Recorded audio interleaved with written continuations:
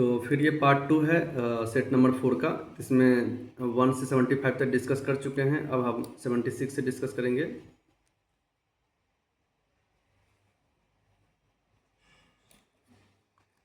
तो 76 से देखते हैं कि इसमें कह रहा है कि कौन से तंत्रिका तंत्र को प्रभावित करते हैं। इसमें देखते हैं कि रेबीज जो है, मेनिंजाइटिस, खसरा और एंसेफ्लाइटिस, यह बायोलॉजी का क्वेश्चन है। इसे बायोलॉजी सेक्शन में देख सकते हैं। तो इसका क्या है, 1 2 3 4 ये सारे के सारे क्या है, तंत्रिका तंत्र को प्रभावित करते हैं। इसमें देखिए कि जो हमारा लाइपेज है, लाइपेज, एमाइलेज, ट्रिप्सिन, ये सब अग्न्याशी रस है। तो लाइपेज क्या है ना, वसा को, एमाइलेज कार्बोहाइड्रेट को और ट्रिप्सिन प्रोटीन को। तो लाइपेज और जो ट्रिप्सिन है, ये दोनों क्षार में अत्यंत अधिक कार्यकारी सिद्ध होता है, जबकि पैप्सिन और इन्वर्टेज जो है ना, यह अम्लीय वातावरण में सर्वोत्तम कार्य करती है। ठीक है। एंटीजेंस और एंटीबॉडी, देखिए एंटीजेंस क्या है, एंटीजन एक बाहरी पदार्थ है जो हमारे शरीर में प्रवेश करता है। इसमें बैक्टीरिया हो, विषाणु हो, कवक हो, विष हो, तो विभिन्न अविष शामिल हो सकते हैं। और एंटीबॉडी क्या करता है कि हमारी प्रतिरक्षा प्रणाली है, इम्यून सिस्टम, जो इस एंटीजेंस के विरुद्ध में लड़ने का काम करती है, और एक उत्पादित प्रोटीन है यह जो उससे लड़ती है। तो इसमें देखिए क्या है कि 78 में क्या कह रहा है कि प्रतिजन सामान्यतः प्रोटीन होता है, गलत है। और प्रतिरक्षी क्या है ना, एंटीबॉडी प्रोटीन नहीं होता है, जबकि ये दोनों उल्टा लिखा हुआ है। किसी टीके के काम करने के लिए उसे शरीर में रोग के कारक के विरुद्ध प्रतिजन उत्पन्न करने के लिए प्रेरित करना आवश्यक है। तो इसका भी देखिए 2 नंबर में गलत है, क्योंकि यह जो है ना प्रतिरक्षा प्रणाली शुरू करती है, ना कि प्रतिजन। तो 78 का 1 2 दोनों गलत है। इसमें देखिए ना तो 1 होगा ना ही 2 होगा। देखो मेरिस्मेटिक्स जो है ना 3 तरह का होता है। देखो शीर्ष विभुज्योतिकी, पार्श्व विभुज्योतिकी, और एक होता है इंटरक्लेनरी, ऐसा करके होता है। तो उसमें देखते हैं कि जिसकी कोशिकाओं की कोशिका भित्ति पतली और कोशिका द्रव्य सघन होती है ना। और इसमें रसघानी अनुपस्थित होती है, सघन बॉन्ड से जुड़ी होती है, और किसी विशिष्ट कार्य करने के लिए अस्थायी रूप से विभेदित होते हैं। जबकि ये क्या है ना, विभुज्योतक उत्तक बढ़ते हैं, जबकि अस्थायी रूप जो होता है ना उत्तक, वह विभेदित होते हैं। ये 4 नंबर क्या है, गलत है यह। विभुज्योतिकी में क्या है ना कि जो क्या बोलते हैं, विभुज्योतक उत्तक है वो टूटते हैं, जबकि जो हमारा जो क्या बोलते हैं उसको, उसमें जो अस्थाई जो है ना, परमानेंट टिश्यूज है ना, वो विभेदित होते हैं, वो बढ़ते नहीं हैं। देखिए अभी देखिए प्रोटीएज क्या करती है। तो प्रोटीएज क्या करती है कि यह ऐसा एंजाइम है जो प्रोटीन को पेप्टाइड में विखंडित करता है। एमाइलेज अभी जो बताए हम कार्बोहाइड्रेट में। लाइपेज क्या है, वसा, वसीय अम्ल को ग्लिसराइड में विखंडित करता है। तो इसका तीनों सही है। नेफ्रॉन, तो नेफ्रॉन तो देखते हैं कि जो एक क्या बोलते हैं उसको, किडनी की एक फंक्शनल यूनिट है ना। और यह एक उत्सर्जन तंत्र का भाग है। मानव शरीर की लंबी कोशिकाएं कौन है, तो तंत्रिका कोशिकाएं हैं। और तंत्रिका कोशिकाएं की जो फंक्शनल यूनिट है वह न्यूरॉन्स है। अब छोटे छोटे क्वेश्चन आएंगे, जल्दी खत्म हो जाएंगे। सूक्ष्मजीव को नंगी आंखों से नहीं देखा जा सकता है। सूक्ष्मजीव के 4 क्या है, प्रमुख भागों में वर्गीकृत किया गया है। तो इसमें देखते हैं कि सूक्ष्मजीव का 4 प्रमुख समूह कौन सा है, जिसमें बैक्टीरिया, कवक, प्रोटोजोआ और कुछ शैवाल है ना। इसमें दिखा है कि सूक्ष्मजीव को नंगी आंखों से देखा जा सकता है, बिल्कुल गलत है, क्योंकि सूक्ष्मजीव को माइक्रोस्कोप से देखा जाता है। तो सही नहीं पूछ रहा है, तो केवल 1 नंबर सही नहीं है। बाकी कवक एक प्रकार का सूक्ष्मजीव है, और अन्य 3 प्रकार की तुलना में विषाणु भी एक प्रकार का सूक्ष्मजीव है, जो क्या है ना, परपोषी होते हैं, जीवित कोशिकाओं के भीतर प्रजनन करते हैं। 84 में क्या है कि प्रोक्रेटिक और यूक्रेटिक जो कोशिका होते हैं, तो प्रोक्रेटिक में राइबोसोम 70S के रूप में रहते हैं, जबकि यूक्रेटिक में 80S के रूप में। एंडोप्लाज्मिक रेटिकुलम, जिसको अंतः द्रवीय जालिका कहते हैं, तो यह क्या है ना, मतलब एक ये चिकनी भी होता है, खुरदुरी भी होता है। ठीक है। तो इसमें देखिए कि विशेषकर प्रोटीन के परिवहन हेतु वाहिकाओं कार्य करती है, कोशिका केंद्रक के बीच में परिवहन हेतु वाहिकाएं कार्य करती है। तो इसमें क्या है, तीनों सही स्टेटमेंट है। देखिए एक जाइलम होता है, एक फ्लोएम होता है। जाइलम क्या है कि जल और खनिज को पौधों के हर एक सेल्स तक पहुंचाती है, जबकि फ्लोएम क्या है कि प्रकाश संश्लेषण के पश्चात बने भोजन को हर एक सेल्स तक पहुंचाने का काम करती है। ये क्या है, स्थानांतरित करती है, यानी ट्रांसलोकेशन करती है। यह इसमें देखिए कि वाष्पशील यानी उधर्वपातन जिसको पदार्थ भी बोलते हैं, तो उसमें देखिए नेफ्थलीन है, कपूर है, बेंजोइक एसिड है, अमोनियम क्लोराइड है, एंथ्रासीन है। और अगर दो उधर्वपातित पदार्थ के मिश्रण को अलग अलग करना है तो उसमें रासायनिक विधि से हम लोग अलग करते हैं। ठीक है, ये केमिस्ट्री का सारा क्वेश्चन है। देखिए एक सरफेस टेंशन होता है। सरफेस टेंशन क्या है, सरफेस टेंशन मतलब पृष्ठ तनाव एक ऐसा बल है जो तरल की मुक्त सतह पर खींची गई एक काल्पनिक रेखा की इकाई लंबाई के लंबवत तथा सतह के तल पे कार्य करता है। मतलब क्या है कि मतलब सपोज ये एरिया है, सपोज ये राउंड शेप का, तो इस राउंड शेप में इकाई लेंथ में ये कितना आपस में खींच करके रख रहा है ताकि वो जो द्रव है उसके अंदर कुछ चीज़ को जा ना पाए और ना ही बाहर आ पाए। तो ये जो खींचने की जो टेंडेंसी है ना सतह पर, इसी को ही सरफेस टेंशन बोलते हैं। तो इसमें देखिए कि गर्म सूप ठंडे सूप से अधिक स्वादिष्ट लगते हैं। ठीक है, गर्म सूप ठंडे सूप से स्वादिष्ट लगता है क्योंकि गर्म होने पर क्या है उसका सरफेस टेंशन क्या है, कम हो जाता है, ना कि अधिक। टूथपेस्ट में भी कम होने से वो दांतों को सफाई करते हैं, और घाव धोने के घोल पर भी सरफेस टेंशन जल की तुलना में क्या है, कम होता है, इसलिए वो जल्दी से ठीक हो जाते हैं। तो इसमें एक नंबर गलत है क्योंकि यहाँ पे कम होना चाहिए। देखिए तीन तरह की जो पेशी होती है। तो हम ऐच्छिक पेशी क्या होते हैं, जो जो हमारे इच्छा के अनुसार गति करते हैं, है ना। जैसे कि कंकाल पेशियाँ हो गया, दौड़ना, लिखना, उठना, बैठना, ये ऐच्छिक गति है। और चिकनी पेशी क्या है कि अमाशय और आंतों के आंतरिक भाग में पाई जाती है। तो इसलिए एक नंबर सही है। 2 नंबर में हृदय पेशी, और 3 नंबर में क्या है, कंकाल पेशी है जो ऐच्छिक है। और आंखों को जो झपकना है ना, यह चिकनी पेशी नहीं है, यह क्या है यह कंकाल पेशी द्वारा होता है। ठीक है, देखिए विलेयता के सोलिबिलिटी के रेस्पेक्ट में देखते हैं कि द्रव विलायकों में ठोस विलेय की विलेयता समान। देखिए विलायक क्या होते हैं और विलेय क्या होते हैं। तो मान लीजिए कि पानी और चीनी है, तो चीनी क्या है, विलायक है, जिसमें से चीनी घुलता है ना, तो चीनी जो है ना वह विलेय है, सोल्यूट है। और विलायक को सॉल्वेंट बोलते हैं, जिसमें चीनी को घोला जाता है। तो पानी हो गया यहाँ विलायक और चीनी हो गया विलेय। तो अगर मान लीजिए चीनी को पानी में घोलना है तो देखिए क्या है कि तापमान बढ़ा दीजिए, जल्दी जल्दी घुलना शुरू करेगा। जबकि द्रवों में अगर गैस की विलेयता को बढ़ाना है तो क्या है, घटती है वो। तो 90 का सी हो जाएगा। धातु के सापेक्ष में देखिए क्रियाशीलता क्या है, पोटेशियम सबसे ज़्यादा हाईली रिएक्टिव है, उसके बाद सोडियम है, फिर क्या है, कैल्शियम है। नेक्स्ट है कि देखिए प्रतिचुंबकीय पदार्थ वैसे पदार्थ होते हैं जो पेयर्ड इलेक्ट्रॉन होता है उसमें। और क्या है कि जब इलेक्ट्रोमैग्नेटिक फील्ड में रखते हैं चुंबकीय क्षेत्र में, तो क्या है ना, अपोजिट डायरेक्शन में अलाइनमेंट हो जाते हैं, है ना। तो 92 का क्या हो जाएगा, 92 का हो जाएगा 2 और 3 सही है, जबकि यह पेयर्ड में होते हैं, युग्मित में होते हैं, ना कि अयुग्मित में होते हैं। इसलिए 2-3 देखिए सही है। किसी दिए गए तापमान पर अधिक ऊष्मा विकृत करने वाली सतह क्या है, काली और जो खुरदुरी होती है ना उसका सरफेस एरिया क्या है, बढ़ जाती है, इसलिए वह ज़्यादा उत्सर्जक करती है। न्यूनतम और अधिकतम तापमापियों के निर्माण में, तो न्यूनतम में क्या है, पारा है, और अधिकतम तापमान में एल्कोहल का इस्तेमाल किया जाता है। निम्नलिखित में से कौन सी तरंगे उष्म ऊर्जा की तरंगे होती है।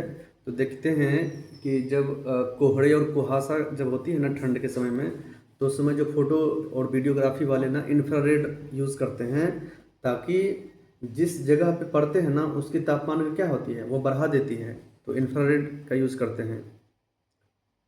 निम्नलिखित में से किसका उपयोग डीडीटी कीटनाशक के रूप में यूज करते हैं। तो क्लोरोबेंजीन है ना, C6H5Cl कीटनाशक के रूप में यूज करते हैं। जबकि जो टोल्विन है, टोल्यूमिन का उपयोग कहाँ करते हैं? टीएनटी विस्फोटक बनाने में।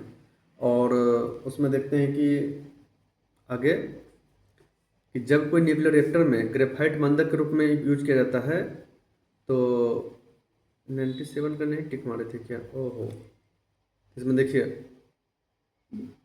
तो जब ग्रेफाइट यूज करते हैं तो पाइल रिएक्टर कहते हैं, लेकिन जब जल मंदक के रूप में यूज करेंगे तो उसको स्विमिंग पूल रिएक्टर कहेंगे। तो इसका क्या हो गया ना, सी नंबर हो जाएगा आंसर। नेक्स्ट देखिए, गलत युग्म को चुनना है। तो आवेश रहित, देखिए न्यूट्रॉन क्या है? न्यूट्रल होता है। ऋण आवेशित इलेक्ट्रॉन है, बीटा है किरण। धनावेशित में प्रोटॉन है और अल्फा भी है। और पॉजिट्रॉन क्या है?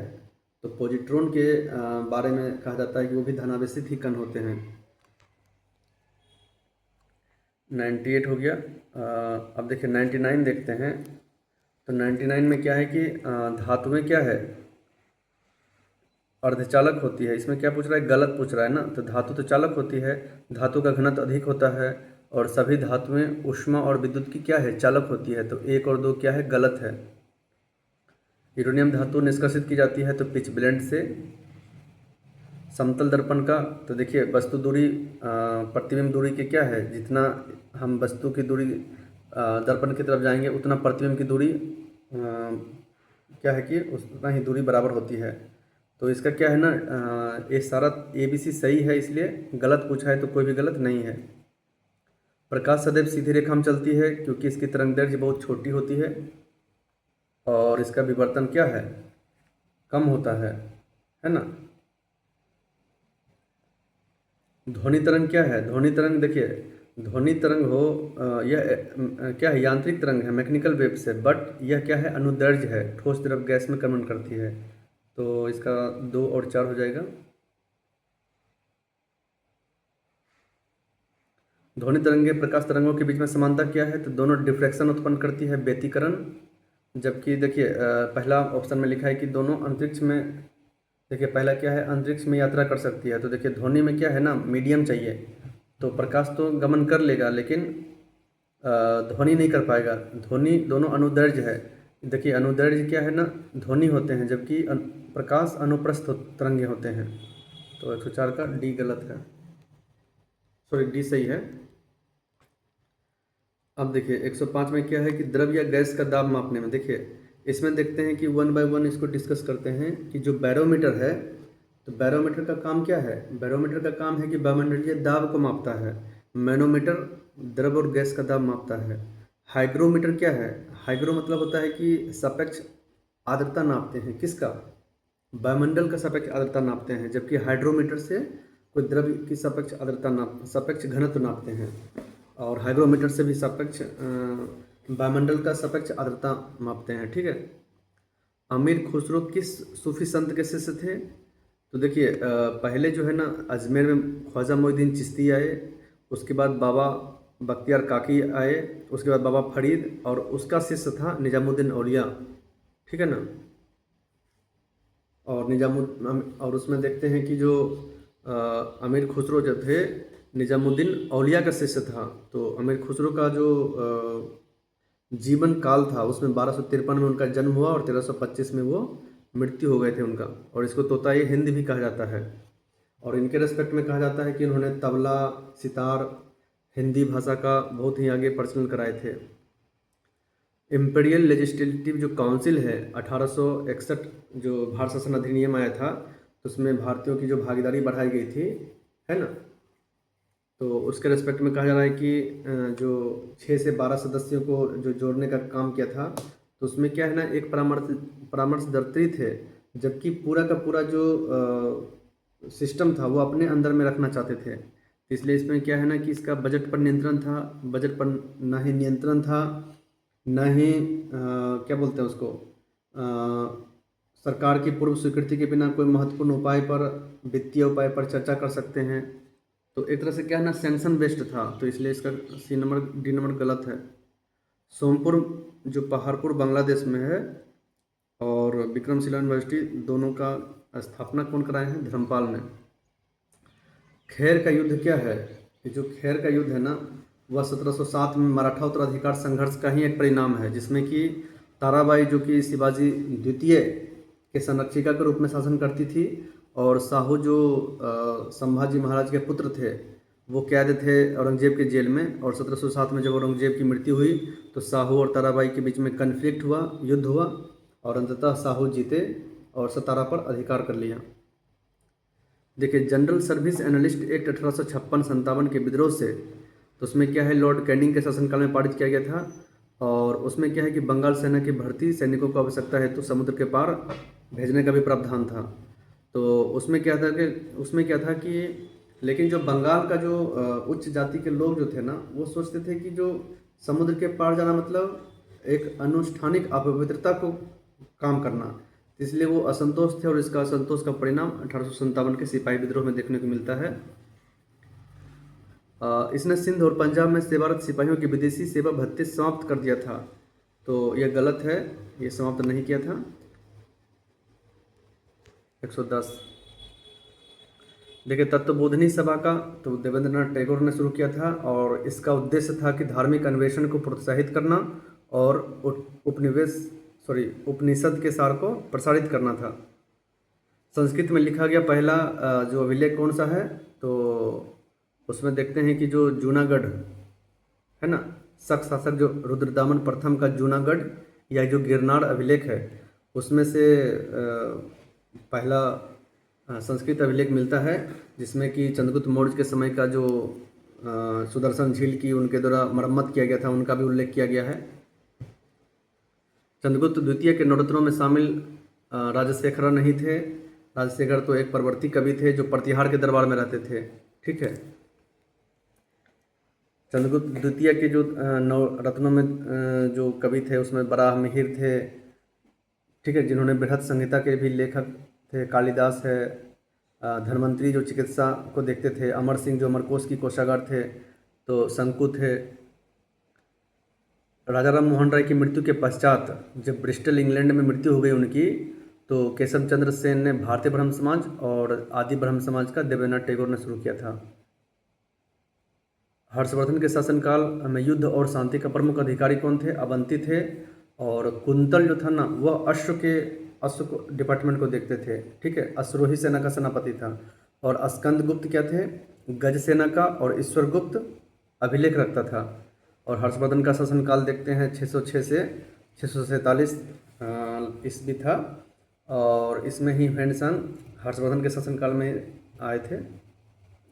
भारतीय विधवा पुनर्विवाह मान्यता दिलाने हेतु निम्नलिखित में से किसने पूना में एक विधवा आश्रम की स्थापना किया? तो 1899 में विधवा आश्रम की स्थापना D.K. कर्वे ने शुरू किया था। चंद्रगुप्त मौर्य को सेंट्रोकोटस विलियम जोन्स ने पुकारा था, ठीक है।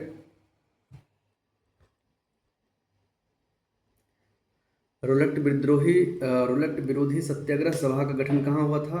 तो इसका जो गठन है वह कहाँ हुआ? बम्बई में हुआ था, ठीक है ना। फरवरी 1919 में बम्बई में रोलेट विरोधी सत्याग्रह सभा का गठन हुआ था। मंगल पांडे 34वीं बंगाल में नेटिव इन्फेंट्री से थे। बिहार हेराल्ड जो पहला अंग्रेजी समाचार पत्र है, और उसका संपादन गुरु प्रसाद सेन ने किए थे। और इस बिहार हेराल्ड के माध्यम से वह क्या है, बंगाल से बिहार प्रांत को मांग अलग करने की बात उठाते रहे। और अंततः जो है 22 मार्च 12 को बंगाल बिहार से अलग कर दिया गया था। इंडियन अनरेस्ट जिसको लेखक कौन है? वैलेंटाइन सिरोल। इसमें क्या है ना, बाल गंगाधर तिलक को भारतीय अशांति का जनक करार दिया था। इसके परिप्रेक्ष्य में ही लोकमान्य तिलक ने मानहानि का मुकदमा किया। और अंततः देखते हैं कि लोकमान्य तिलक की मृत्यु कब हुई थी? 1 अगस्त 1920 को। और इन्होंने गीता रहस्य भी मांडले जेल में रहते हुए लिखे थे, गीता रहस्य। किस पुर्तगाली वायसराय ने पुर्तगालियों को भारतीय महिलाओं से विवाह करने का प्रोत्साहन दिया था? इसमें जो अल्फांसो द अल्बुकर्क है ना, वह 1503 में एक स्क्वाड्रन कमांडर के रूप में भारत आया था, और 1509 में वायसराय बना। और उसमें देखते हैं कि 1510 में यह बीजापुर के जो कौन थे, यूसुफ आदिल शाह, उसे गोवा छीन लिया, और उसको बाद में पुर्तगाली व्यापार केंद्र की राजधानी बना दिया। आगे देखते हैं कि जो 1511 में मलक्का जो कि दक्षिणी पूर्व एशिया का भाग था, और 1515 में हॉर्मुज स्ट्रेट उस पर अधिकार कर लिया और आगे जा कर के यह जनसंख्या बढ़ाया जाए ताकि पुर्तगाली बस्ती को आराम से बसाया जाए। उसके तहत भारतीय महिलाओं से विवाह को प्रोत्साहित किया और अंततः अल्बुकर्क की मृत्यु 1515 में हुई, जिसे गोवा में दफनाया गया था। 1876 में प्रकाशित अमर जीवन हमार जीवन किसका सही है? तो यह जो है यह रास सुंदरी देवी द्वारा लिखा गया है, जिसको स्वयं को पिंजरों में बंद पक्षी भी कहते हैं उसको। और वह जो है मतलब क्या बोलते हैं उसको, अपना जीवन वृत्तांत जो है ना 19वीं शताब्दी में जो बंगाल में चल रहा था धार्मिक मंथन, उसमें महिलाओं के जीवन को कैसे प्रभावित कर रहा है और वैष्णव परंपराओं से भी एक प्रेरित यह रचना है। तो गिरमिटिया मजदूर नहीं, जबकि रास सुंदरी देवी द्वारा लिखा गया एक क्या बोलते हैं उसको, ऑटोबायोग्राफी है। 123 हो गया। 124 में देखिए, इसमें उत्तराधिकार के रेस्पेक्ट में सजाना है। तो सूफी क्या थे ना, सूफी कट्टर मुस्लिम नहीं थे। सूफी जो थे ना एक धार्मिक परंपरा के इंसान थे, है ना। तो वो क्या है कि जो मुस्लिमों की जो समुदाय की बढ़ती जो सांसारिकता के प्रति एक प्रति संतुलन के रूप में ये उभरा था और यह तपस्वी और भक्तिपूर्ण रूप को अपनाया था। ठीक है, इसका देखते हैं कि चिश्ती जो सिलसिला था इसका स्थापना 10वीं शताब्दी में अबू इशाक हेरात के निकट चिश्त नगर में किया था, इसलिए इसको चिश्ती सिलसिला कहते हैं। और मोइनुद्दीन चिश्ती जो अजमेर में सबसे पहले आए और वहाँ से सूफीवाद को बढ़ावा दिए।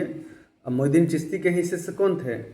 बख्तियार काकी, और उसके ही शिष्य थे बाबा फरीद, जिसको बाबा फरीदुद्दीन कहते हैं, है ना। और बाबा फरीद का शिष्य था निज़ामुद्दीन औलिया। तो इस प्रकार से सजाएंगे तो सी नंबर हो जाएगा। किस युद्ध में वस्तुतः यह तय हो गया था कि कौन शासन नहीं करेगा? तो पानीपत का जो तृतीय युद्ध था, जिसको 1761 में लड़ा गया था, तो इसमें जो है ना अहमद शाह अब्दाली ने मराठों को कुचल दिया। ठीक है,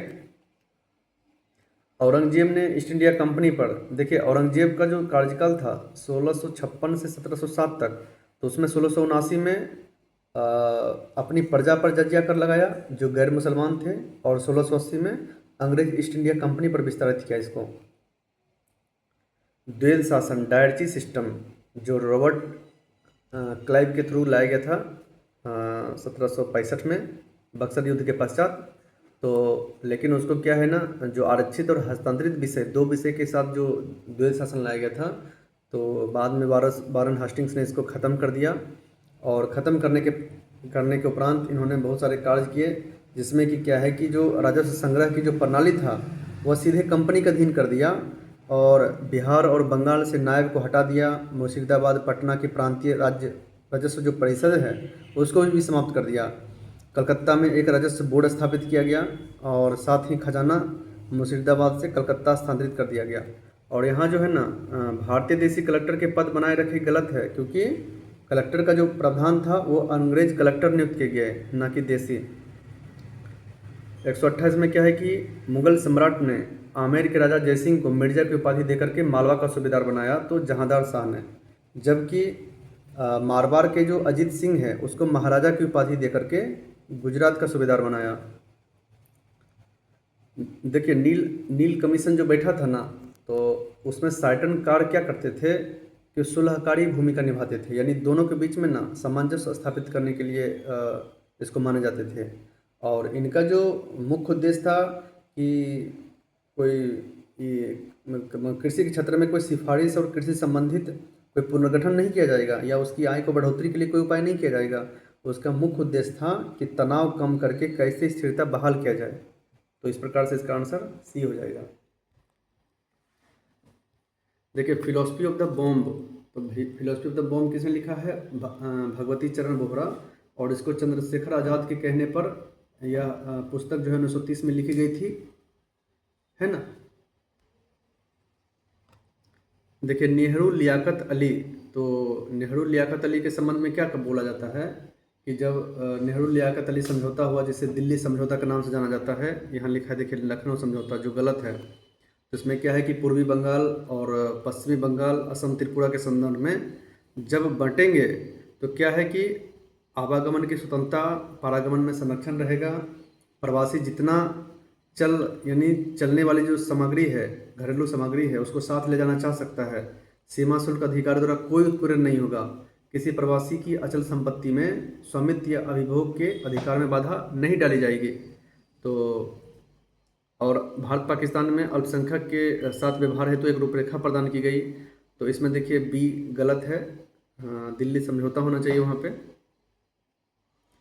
असहयोग आंदोलन जो नॉन कॉरपोरेशन मूवमेंट था, उसमें देखते हैं कि जो वकील हो चाहे विद्यार्थी हो, सबने अपना अपना क्रियाकलाप छोड़ दिया। विदेशी कपड़ा में जो 1920 से 22 तक था, उसमें देखते हैं कि तेज़ी से गिरावट आया था। ठीक है। और वकालत जो छोड़े थे उसमें देखिए मोतीलाल नेहरू है, चित्तरंजन दास, सीरज गोपालाचारी, अरुणा शफ अली, है ना। तो ये सब अपने वकालत छोड़ करके राष्ट्रवाद को बढ़ाने और भारत को स्वतंत्रता दिलाने में महत्वपूर्ण योगदान दिए। दयानंद सरस्वती के बारे में हम देखते हैं कि उन्होंने सत्यार्थ प्रकाश 1875 में लिखे और वेदों की ओर लौटने का बात की गई, और उन्होंने रूढ़िवादी हिंदू धर्म के भीतर आंदोलन का नेतृत्व किया। तो दोनों सही है। किस इतिहासकार ने सैनिक विद्रोह दिया था? तो सर जॉन सीली, जेम्स आउट्रम और थॉमसन ने, जबकि डिजरायली ने इसे राष्ट्रीय विद्रोह का संज्ञा दिया था। ठीक है।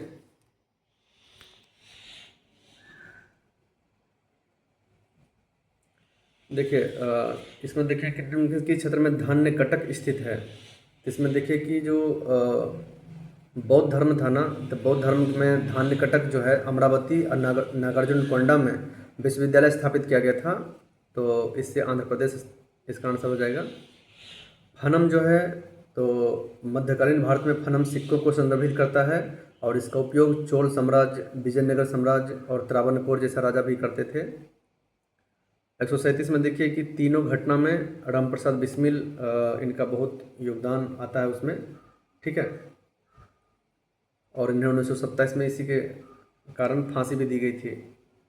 बिहार में स्वराज दल की स्थापना तो फरवरी 1923 में, और उनकी जो अध्यक्षता थे नारायण प्रसाद ने किए थे, और अब्दुल बारी उसका सचिव थे।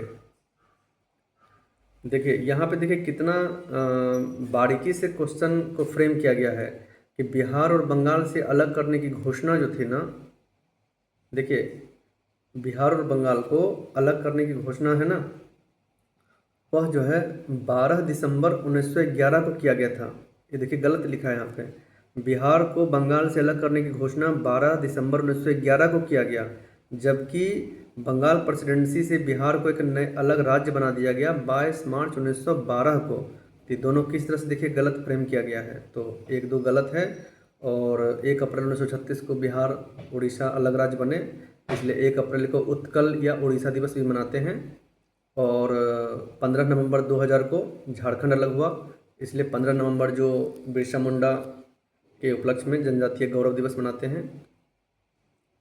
देखिए बलिराजगढ़, ये बलिराजगढ़ कहाँ है? तो बलिराजगढ़ जो है ना, यह प्राचीन मिथिला का प्रवेश द्वार माना जाता है, और अभी मधुबनी जिला का बेनीपट्टी प्रखंड में स्थित है।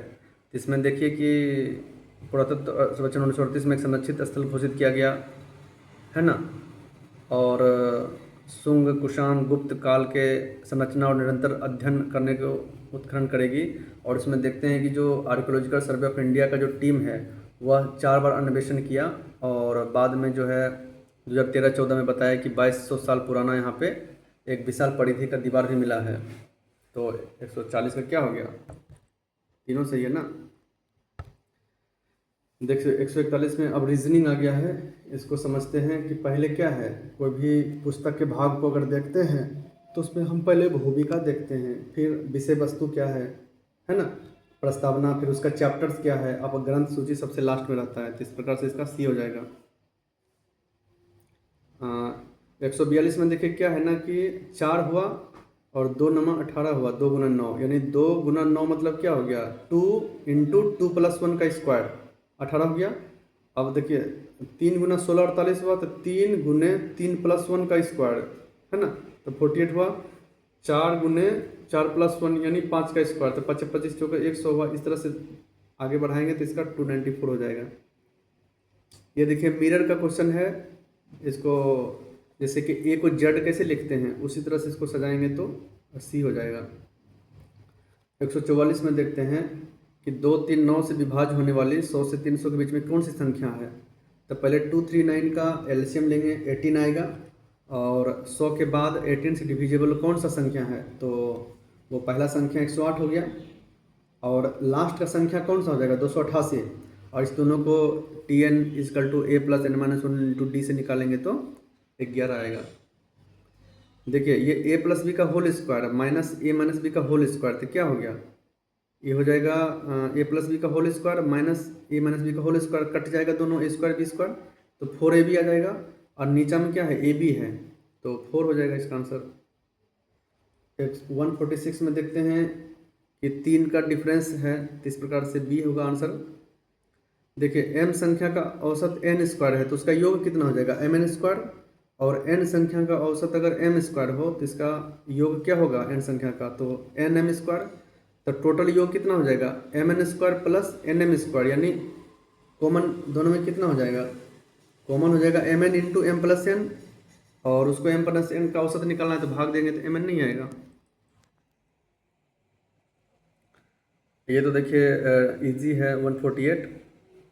149 में देखिए जल और दूध के मिश्रण में 80% दूध है, और इस मिश्रण के 50 लीटर में, तो 50 लीटर में कितना हो जाएगा, 80% दूध है तो 5 अट्ठे 40, यानी 40 लीटर दूध हो गया, 10 लीटर पानी हो गया, और अब 50% पानी करना है, यानी 40 पूरा करना है पानी को भी, तो कितना मिलाना पड़ेगा 10 प्लस 30 है ना, और 150 आज का लास्ट क्वेश्चन है, उसका क्या हो गया, इसका बी आंसर है।